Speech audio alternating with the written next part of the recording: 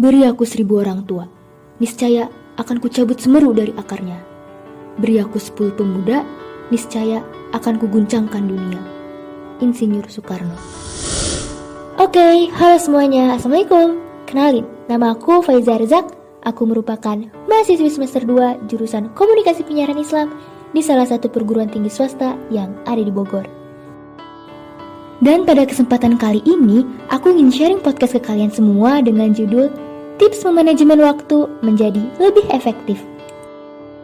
Tapi sebelum kita masuk ke materi nih, aku ingin ngingetin ke kalian semua, terutama yang suka pergi keluar rumah. Berhubung sekarang masih pandemi, jadi jangan lupa untuk selalu menjaga protokol kesehatannya dimanapun berada. Dengan cara selalu menggunakan masker dan rajin mencuci tangan. Oke, kalau gitu langsung aja kita masuk ke materi. Nah teman-teman, jadi kan sekitar sebulanan lebih yang lalu itu sempat ramai ya mengenai ujian tulis berbasis komputer seleksi bersama masuk perguruan tinggi negeri, atau yang biasa kita kenal dengan singkatan UTBK SBMPTN.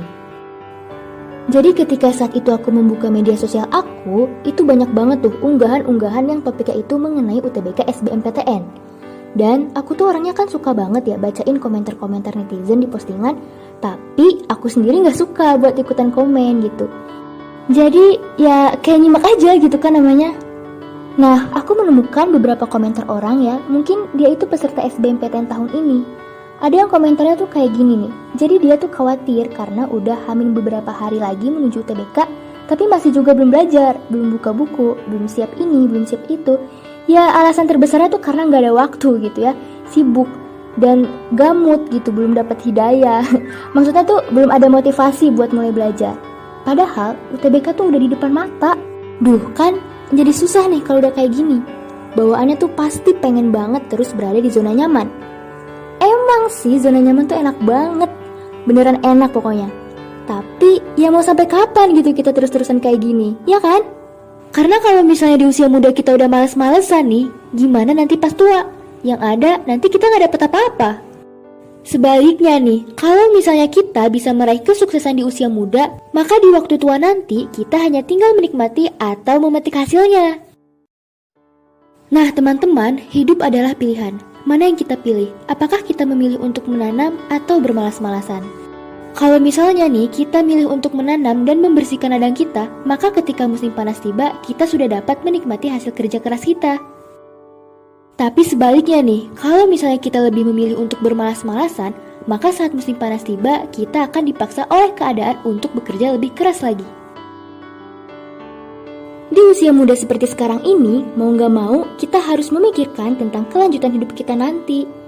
Jadi, kita ke depannya bakal seperti apa gitu.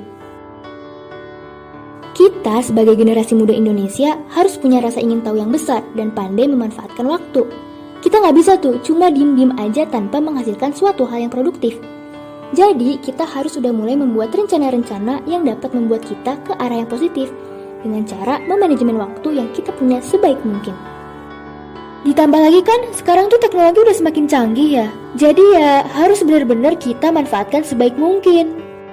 Makanya, teman-teman pendengar podcastku nih, jangan diem aja dan jangan jadi kaum rebahan yang kerjaannya males-malesan ya.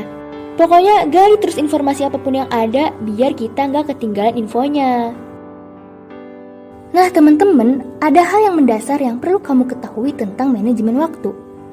Kunci manajemen waktu yang sukses sebenarnya adalah seberapa kuat motivasi kamu dalam mengatur waktu supaya kamu bisa jadi lebih produktif lagi. Terus, gimana nih biar motivasi kita jadi kuat? Well, motivasi yang kuat kalau berdasarkan riset, kalau berdasarkan kajian literatur yang pernah aku tahu, kita tuh harus menguasai 3 skill utama ini. Pertama adalah awareness, kedua arrangement, dan ketiga adalah adaptation. Nah, apaan tuh maksudnya? Well, di podcast kita kali ini, aku mau ngebahas salah satu skill yang cukup penting nih dalam memanajemen waktu. Yaitu, bagaimana caranya supaya kamu bisa menyusun jadwal kamu dengan baik setiap harinya. Menyusun itu artinya adalah skill yang arrangement.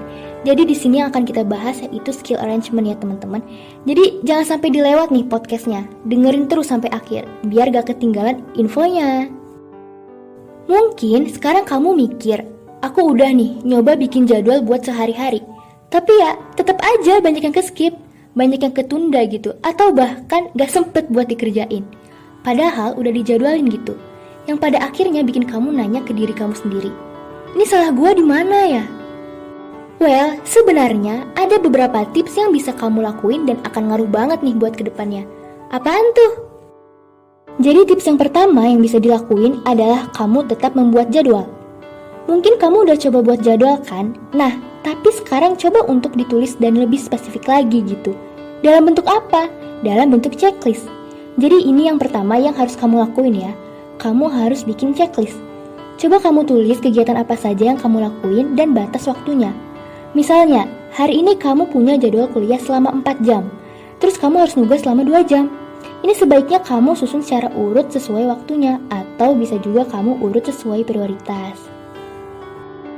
Terus di samping jadwal kegiatan yang udah kamu susun, checklistnya ya, tips selanjutnya yang bisa kamu lakuin adalah kamu bikin kotak kecil tempat kamu checklist kalau kegiatan itu udah dilakuin. Jadi ini tips yang kedua ya teman-teman, kamu bikin kotak di sebelah checklistnya buat nyoret di checklistnya itu. Biasanya ada rasa puas dan lega ketika kamu checklist kegiatan-kegiatan yang ada di jadwal itu. Bener gak sih? Bener kan? Nah, ini juga bisa bikin kamu jadi tambah semangat buat nyelesain tugas-tugas yang lain. Jujur emang berdasarkan pengalaman pribadi aku tuh paling suka di part ini gitu. Ketika aku nyeklis-nyeklisin jadwal yang udah aku buat. Karena kayak ngerasa, wah seneng banget nih gue berhasil nyelesain tugas-tugas gue. Kalau kata Gawande nih dalam bukunya, yaitu The Checklist Manifesto. Bikin checklist itu jadi cara simple dalam manajemen waktu karena bakalan bikin kita lebih fokus sama prioritas kegiatan. Itu yang ke-1 ya. Terus yang kedua nih, bakalan bikin kita jadi lebih disiplin sama tugas-tugas yang kita punya. Dan yang ketiga, bisa jadi reminder juga buat tugas-tugas kita selanjutnya. Dan ini juga terbukti sama banyak banget riset dan eksperimen yang sebelumnya udah pernah dilakuin oleh banyak peneliti. Oke, jadi itu tadi merupakan tips yang kedua ya. Terus tips yang ketiga nih, tips yang terakhir dari aku yang bisa kamu lakuin adalah untuk ngasih reward ke diri kamu sendiri. Ya semacam self reward gitu. Nah, rewardnya kayak gimana sih? Secara psikologis, manusia akan ngikutin tindakan yang munculin konsekuensi yang positif. Kalau misalnya tindakan kamu itu menghasilkan konsekuensi yang positif, kemungkinan besar kamu bakalan ngelakuin hal itu lagi gitu. Ya, kalau misalnya kamu nih ngelakuin A, terus konsekuensinya B, kamu bakalan ngelakuin A terus-terusan kalau B itu bagus. Nah, efek kayak gini tuh bakalan ngaruh banget loh kalau konsekuensi positif atau kalau reward yang kamu dapat itu kamu dapetinnya sesegera mungkin. Jadi intinya, secara nggak langsung, kamu termotivasi buat ngelakuin sesuatu karena kamu tahu abis itu kamu bakal dapet rewardnya. Makanya, setelah semua kegiatan selesai sesuai dengan batas waktunya, kamu bisa pakai tuh sisa waktu yang ada buat istirahat atau buat entertainment, buat hiburan gitu. Misalnya, pada hari itu kamu berhasil nyelesain tugas kuliah, abis nyapu ngepel rumah, beres tuh. Dan kamu abis meeting organisasi atau meeting kerjaan sampai sore sesuai dengan batas waktu yang udah kamu bikin. Nah, pas malamnya nih, kamu bisa aja tuh santai aja dulu, kayak nonton serial kesukaan kamu, makan makanan kesukaan kamu, atau kamu tidur lebih cepat, atau bisa juga nih, refreshingnya sambil buka aplikasi Kejar Mimpi.